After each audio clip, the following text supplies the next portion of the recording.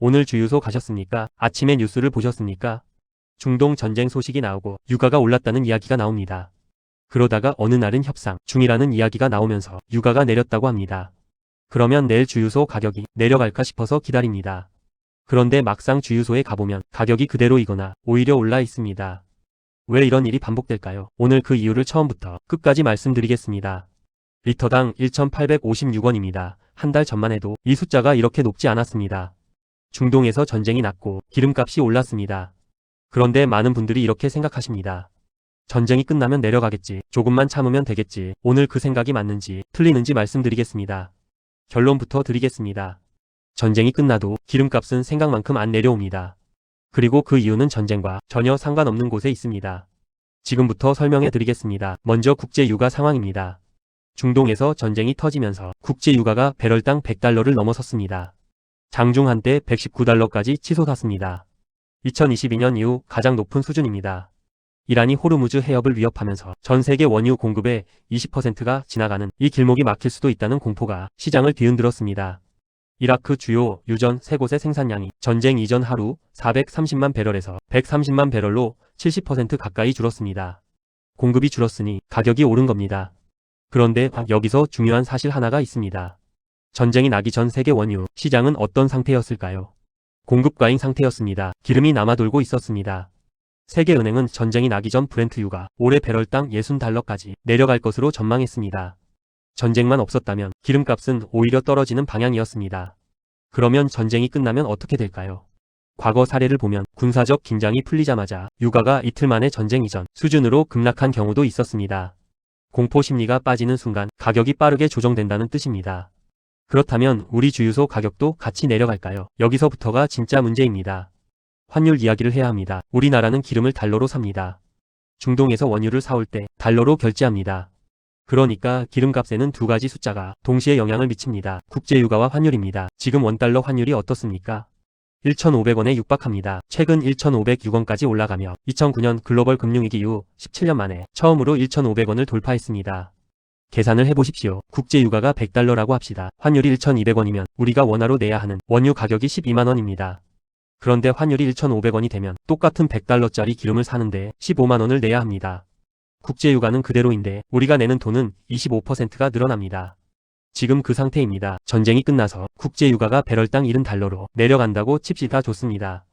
그런데 환율이 여전히 1,500원이면 어떻게 될까요?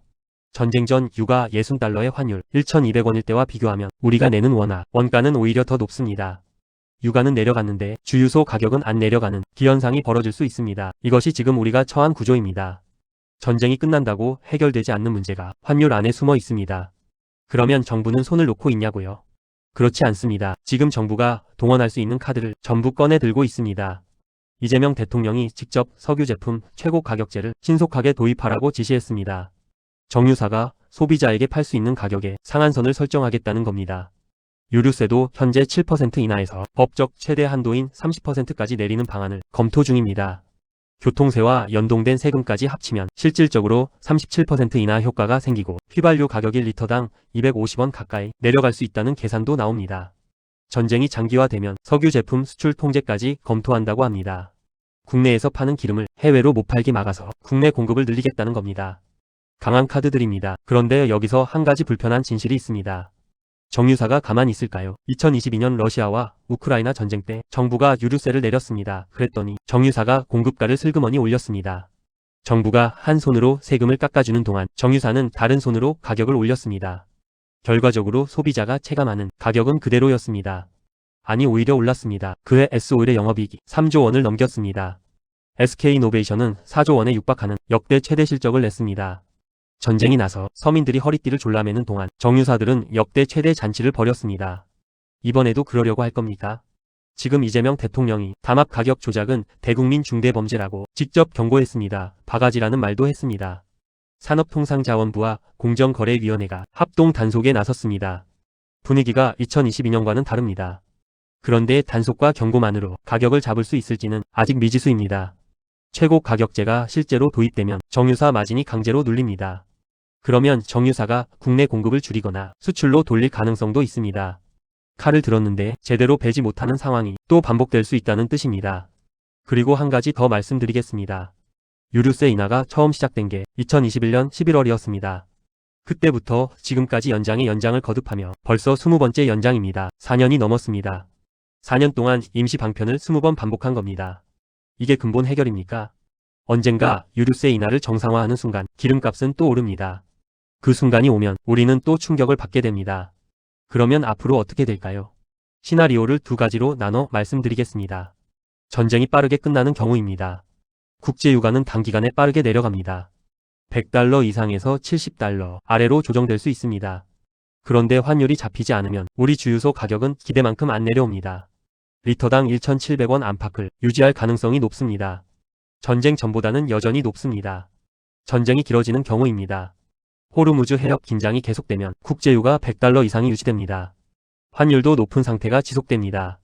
정부가 최고 가격제와 유류세 인하를 동시에 써도 리터당 1,800원 안팎을 유지하거나 더 오를 수 있습니다. 어느 시나리오든 지금보다 기름값이 크게 내려가는 그림은 그리기 어렵습니다. 그러면 우리가 진짜 주목해야 할 것이 무엇인지 말씀드리겠습니다. 첫 번째는 환율입니다. 기름값 싸움의 진짜 열쇠는 환율입니다. 원달러 환율이 1,400원 아래로 내려오지 않는 한 국제유가가 아무리 떨어져도 우리 주유소 가격은 체감하기 어렵습니다. 환율이 안정되려면 중동 전쟁이 끝나는 것만으로는 부족합니다. 미국 금리 방향, 우리나라 경상수지, 외국인 자금 흐름이 동시에 안정돼야 합니다. 쉽지 않습니다. 두 번째는 정유사와 정부의 힘겨루기입니다. 최고 가격제가 실제로 도입될지 도입되더라도 정유사가 어떻게 대응할지가 관건입니다. 과거에는 정부가 세금을 깎아줘도 정유사가 공급가를 올려서 소비자 체감 효과가 없었습니다. 이번에는 대통령이 직접 나서서 바가지라고 했고 단속도 강화됐습니다. 분위기는 다릅니다. 그러나 분위기가 가격을 잡는다는 보장은 없습니다.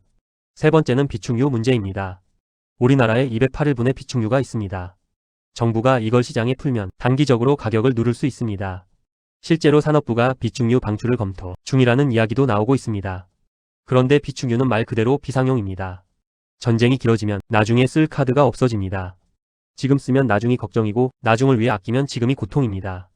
네 번째는 횡재세 논의입니다.